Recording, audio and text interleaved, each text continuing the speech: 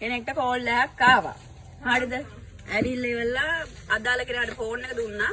කතා කරලා ඉවරලා ගියා. මේ ෆෝන් එක කට් කරා. මට දැන් ප්‍රශ්නයක් නේ. මට ගියාම අනේ මැදින් පයින් නැතු ඉන්නෝ කොයි කතාවක් කියද්දි මම හැම එකක්ම බෙල්ලේ බැඳ ගන්න නැතුව